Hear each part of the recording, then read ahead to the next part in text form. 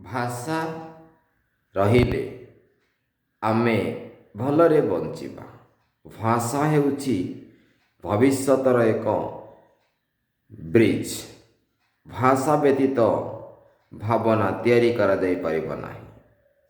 ଭାଷାକୁ ନେଇ ସାମାଜିକ ସ୍ଥିତି ସୁନ୍ଦର ହୋଇଥାଏ। ଭାଷା ସମ୍ପର୍କିତ ଅନେକ ଭିଜୁଆଲ ଅନେକ କ୍ଲାସ୍ ଆପଣମାନେ ଦେଖୁଛନ୍ତି ଆମ ଚ୍ୟାନେଲ ମାଧ୍ୟମରେ। ଆଜି ଆମେ ଆଲୋଚନା କରିବା ଦଶମ ଶ୍ରେଣୀ ଭାଇ ଭଉଣୀମାନଙ୍କ ପାଇଁ ଛନ୍ଦ ସମ୍ପର୍କିତ ଏକ ଛୋଟ କ୍ଲାସ୍। ଯେଉଁ କ୍ଲାସ୍ ଛନ୍ଦ ସମ୍ପର୍କିତ ଥିବା କିଛି ପ୍ରଶ୍ନ ଉତ୍ତର ଏବଂ ତା ଉପରେ ଥିବା କିଛି ଗୁରୁତ୍ୱପୂର୍ଣ୍ଣ ବୈଶିଷ୍ଟ୍ୟ ବିଷୟରେ ଆଲୋଚନା କରିବା। ନମ୍ବର ପାଇବା ସହିତ ସାହିତ୍ୟ ପ୍ରୀତି ସୃଷ୍ଟି ହେବାର ସୁନ୍ଦର ସମ୍ଭାବନାକୁ ନେଇ ଏସ୍କେ ଏଜୁକେସନ୍ ଟ୍ରାକ୍ ଆପଣମାନଙ୍କ ସହିତ। ଆସନ୍ତୁ ଦେଖିବା ଏହି ଛୋଟ କ୍ଲାସ୍।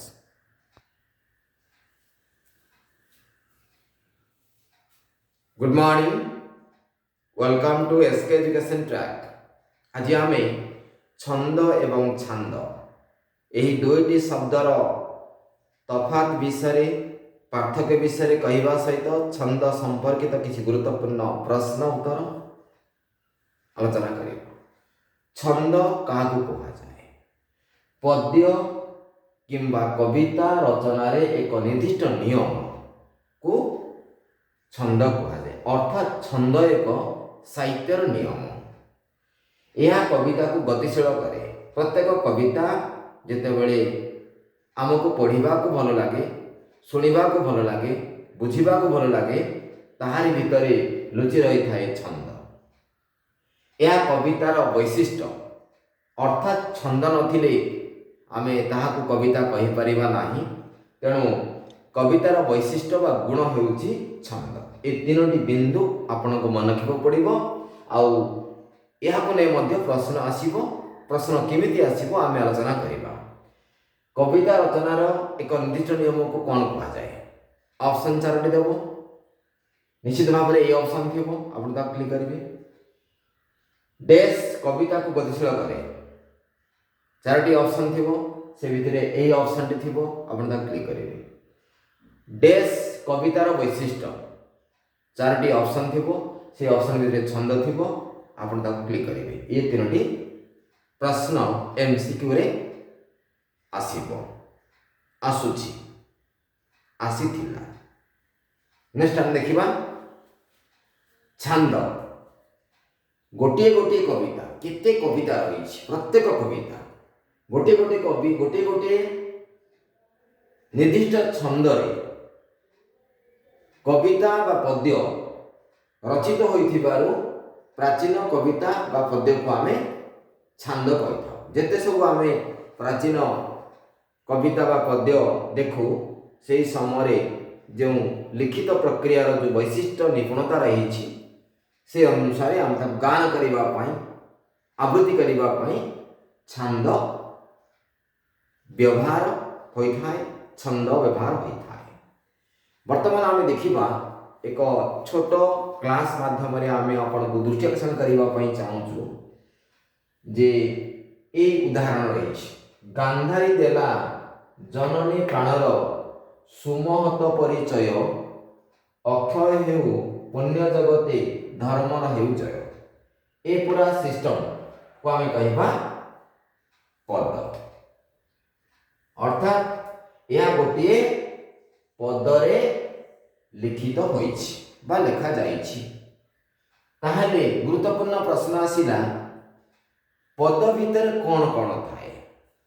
ପଦ ଭିତରେ ପାଦ ଥାଏ। ବର୍ତ୍ତମାନ ଆମେ ପାଦ ବିଷୟରେ ଆପଣଙ୍କୁ ଦୃଷ୍ଟି ଆକର୍ଷଣ କରୁଛୁ। ଇଏ ହେଉଛି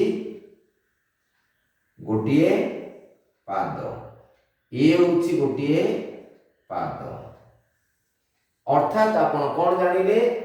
ଦୁଇଟି ପାଦରେ ଗୋଟିଏ ପଦ ହୋଇଛି। ଆଚ୍ଛା, ଏହାପରେ ନେକ୍ସଟ ଆମେ ଦେଖିବା ପାଦରେ କ'ଣ ଥାଏ? ପାଦାଂଶ ଥାଏ। ପାଦାଂଶ କ'ଣ? ଆମେ ବର୍ତ୍ତମାନ ଦେଖିବା।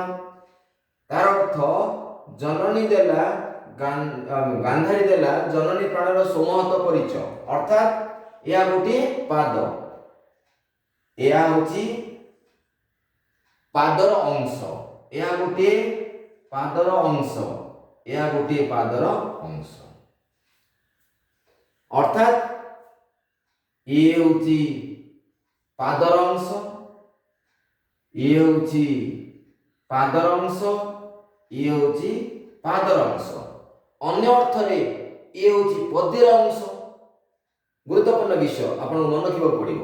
ତେଣୁ କ'ଣ ଜାଣିଲେ, ଅର୍ଥାତ୍ ଦୁଇଟି ପାଦରେ ଗୋଟିଏ ପଦ, ପାଦ ଭିତରେ କ'ଣ ଥାଏ, ପାଦର ଅଂଶ ଥାଏ, ଅର୍ଥାତ୍ ଏକ ଅଂଶ, ଦୁଇ ଅଂଶ, ତିନି ଅଂଶ, ଅର୍ଥାତ୍ ତିନୋଟି ଅଂଶରେ ଏହା ଗୋଟିଏ ପାଦାଂଶ ହୋଇଛି, ଦୁଇଟି ପାଦାଂଶରେ ଗୋଟିଏ ପଦ ହୋଇଛି। ଏହା ବୁଝିବାକୁ ପଡ଼ିବ। ଏ ବିଷୟରେ ଆପଣ ଅତି ସୂକ୍ଷ୍ମ ଜ୍ଞାନ ରହିବାକୁ ପଡ଼ିବ। ତେଣୁ ଗାନ୍ଧାରୀ ଦେଲା, ଏହା ହେଉଛି ପାଦାଂଶର ପରିଚୟ, ଇଏ ହେଉଛି ପାଦାଂଶର ପରିଚୟ, ଇଏ ହେଉଛି ପାଦାଂଶର ପରିଚୟ। ତେଣୁ 1 2 3 ୟାକୁ ମିଶିଲେ ଆମେ କହୁଛୁ ପାଦ। ଆଉ ଗାନ୍ଧାରୀ ଦେଲା ପାଦାଂଶ, ଜନନୀ ପ୍ରାଣର ପାଦାଂଶ, ସୁମହତ ପରିଚୟ ପାଦାଂଶ, ଅର୍ଥାତ୍ 1 2 3 4 5 6 ଛଅଟି ପାଦାଂଶରେ ଗୋଟିଏ ପଦ ହୋଇଛି। এই ଗୋଟିଏ ପଦ ତିଆରି ହେବା ପାଇଁ ଦୁଇଟି ପାଦ ରହିଛି। କ୍ଲିୟର? କେତେ ସୁନ୍ଦର ବିଷୟ ଲୁଚି ରହିଛି। ପ୍ରତ୍ୟେକ ବିଷୟ ଭିତରେ ଆମେ ତାକୁ ଜାଣିବାକୁ ପଡ଼ିବ। ବୁଝିଗଲେ ସମସ୍ୟା କିଛି ନାହିଁ। ଏସ୍କେ ଏଜୁକେସନ୍ ଟ୍ରାକ୍ ତରଫରୁ ଯେଉଁ କ୍ଲାସ୍ ଆପଣମାନଙ୍କୁ ପ୍ରେଜେଣ୍ଟ କରାଯାଉଛି ସେଥିରେ ଲୁଚି ରହିଛି ଯେ ପ୍ରତ୍ୟେକ ବିଷୟକୁ ଡିଟେଲ ଜାଣିବାର ଆବଶ୍ୟକତା ରହିଛି। ଡିଟେଲ ନ ଜାଣିଲେ ତାକୁ ଆମେ ନନ୍ ଡିଟେଲ କହିବା। ନନ୍ ଡିଟେଲ ଦ୍ୱାରା କେବେ ମଧ୍ୟ ସଫଳତା ମିଳେ ନାହିଁ। ତେଣୁ ଆମେ ନିବେଦନ କରୁଛୁ ଡିଟେଲ ଜାଣିବା ପାଇଁ ସର୍ବଦା ଚେଷ୍ଟା କରନ୍ତୁ। କାହିଁକି, କିପରି, ଏହାକୁ ଜାଣିଲେ ପାଠ ଆପଣଙ୍କ ଗୁରୁତ୍ୱପୂର୍ଣ୍ଣ ରହିବ। ତେଣୁ ପରବର୍ତ୍ତୀ କ୍ଲାସରେ ଆପଣ ଦେଖିବେ ଯେ ଗାନ୍ଧାରୀ ଦେଲା ଜନନୀ ପ୍ରାଣର ସୁମହତ ପରିଚୟ, ଅକ୍ଷୟ ଓ ପୁଣ୍ୟ ଜଗତେ ଧର୍ମର ହେଉ ଜୟ। ଏହା କେଉଁ ଛନ୍ଦରେ ଲେଖାଯାଇଛି ପରବର୍ତ୍ତୀ କ୍ଲାସରେ ଆପଣମାନେ ଦେଖିବେ। ଆଜି ଆମେ କେବଳ ଆପଣଙ୍କୁ ଏ ଯେଉଁ ପଦ, ଏ ହେଉଛି ଗୋଟେ ପଦ, ଏମିତି ଅନେକ ପଦ ରହି କ'ଣ ସୃଷ୍ଟି ହୁଏ, ପଦ୍ୟ ବା କବିତା ତିଆରି ହୁଏ। ଏହା ହେଉଛି କବିତାର ବା ପଦ୍ୟର ଏକ ଅଂଶ। ଏପରି ଅନେକ ଅଂଶ ମିଶି ଗୋଟେ କବିତା ତିଆରି ହୁଏ। ଆଉ କବିତା ଭିତରେ କବିତ୍ୱକୁ ବୁଝିବା, ପଦ୍ୟ ଭିତରେ ପଦ୍ୟର ଭାବାର୍ଥକୁ ବୁଝିବା, ସେ ଭାବାର୍ଥ ଭିତରେ ସମାଜ ପରିବର୍ତ୍ତନ ସ୍ୱରକୁ ଅନୁଭବ କରିବା, କବିତା ମାଧ୍ୟମରେ ସମାଜର କବିଙ୍କର ଉଦ୍ଦେଶ୍ୟ କିପରି ଶାଣିତ ରହିଛି, ବିଭିନ୍ନ ପ୍ରକାର କବିତା ରହିଛି, ସେ କବିତା ଦ୍ୱାରା ସମାଜରେ ସମର୍ପିତ ଭାବନାକୁ କିପରି ଗୁରୁତ୍ୱ ଦିଆଯାଇଛି, କବିତା ମାଧ୍ୟମରେ, ସୃଷ୍ଟି ମାଧ୍ୟମରେ, ଲେଖା ମାଧ୍ୟମରେ ତାହା କିପରି ଅଧିକ ଶାଣିତ ରହିଛି। এই କଥାକୁ ଯଦି ଆମେ ଆଲୋଚନା କରିବା, ଗାନ୍ଧାରୀ ଦେଲା, ଗାନ୍ଧାରୀ କ'ଣ ଦେଲା, ଗାନ୍ଧାରୀ କିଏ? First question. ଗାନ୍ଧାରୀ ହେଉଛି ମହାଭାରତର ଏକ ଚରିତ୍ର। ଗାନ୍ଧାରୀ ଦେଲା ଜନନୀ ପ୍ରାଣର, ଗାନ୍ଧାରୀ ଜଣେ ମା, 100 ପୁତ୍ରର ଜନନୀ।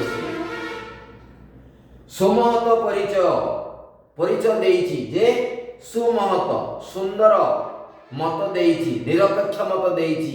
ମା ଯେପରି ସନ୍ତାନ ପାଇଁ ମତ ଦେବା କଥା ସେପରି ମତ ଦେଇଛି ଗାନ୍ଧାରୀ। ଅକ୍ଷୟ ଓ ପୁଣ୍ୟ ଜଗତେ, ତେଣୁ ଅକ୍ଷୟ ଓ ପୁଣ୍ୟ ଜଗତେ ଧର୍ମର ହେଉ ଜୟ। ଯେଉଁମାନେ ଭଲ ସେମାନେ ଭଲ, ଯେଉଁମାନେ ଖରାପ ସେମାନେ ଖରାପ। ତେଣୁ ଏ କଥାକୁ ଗାନ୍ଧାରୀ ନିରପେକ୍ଷ ପ୍ରତିପାଦନ କରିଛନ୍ତି। ତେଣୁ ଏହି ଅଂଶରୁ ଆମେ ଏହା ବୁଝିଲେ ଜଣେ ମା ସର୍ବଦା ଶିଶୁମାନଙ୍କ ପ୍ରତି ନିରପେକ୍ଷତା ଅବଲମ୍ବନ କଲେ ମାତୃତ୍ୱର ପରିଭାଷା ପ୍ରଭାବ ଅତି ସୁନ୍ଦର ହୋଇଥାଏ। ତେଣୁ ଆଜିର ଏହି କବିତା ମାଧ୍ୟମରେ କବିତାର ଅଂଶ ମାଧ୍ୟମରେ ଆମେ କିଛି ଆପଣମାନଙ୍କୁ ପ୍ରେଜେଣ୍ଟ କରିଛୁ। ପରବର୍ତ୍ତୀ ଭିଡ଼ିଓ ଆପଣ ଦେଖିପାରିବେ ଯେ ବାସ୍ତବିକ ଏସ୍କେ ଏଜୁକେସନ୍ ଟ୍ରାକ୍ର ୟୁଟ୍ୟୁବ୍ ଚ୍ୟାନେଲ୍ ଆପଣମାନଙ୍କୁ ଏହା ପ୍ରମାଣିତ କରୁଛି ଯେ ଡିଟେଲ ଜାଣିବାର ସୁଯୋଗ ଦେଇଥାଏ, ଯେଉଁଥିରେ बेसिक रु एडवांस हवा रही आम जब केवल माड़ माड़ एमसीक्यू आपको दे केवल राइट मारिक आपको कंटाक्ट करूँ दृष्टि आकर्षण करूँ से उद्देश्य आमर ना आपको मौलिकता को नहीं सार्थकता करार उद्देश्य एसके एजुकेशन ट्रैक समर्पित रही तेणु आज प्रेजेंटेशन उड़िया ग्रामर को नहीं कौन रही आप मतामत रखिए एवं यहाँ पर रिक्वेस्ट करेंगे क्यों आधार में वीडियो करा यह भी जन भाई रिक्वेस्ट करते जहाँ रिक्वेस्ट आज ये वीडियो आम आप पहुँचाऊ आज भी आज पर्यंत जहाँ भी SK education track learning teaching उपर वीडियो करुँचे तार रिक्वेस्ट वीडियो रही तेणु आप रिक्वेस्ट आम वीडियो करूँ तेणु आपको धन्यवाद से आप देखुं रिक्वेस्ट कर रिक्वेस्ट करूँ लैंग्वेज विशेषतः ओडिया लैंग्वेज इंग्लिश लैंग्वेज को नहीं डाउट को आप क्लियर करने आज कमेंट करूँ किसी डिमांड करूँ क्रिटिक किसी करूँ thanks for by SK education track.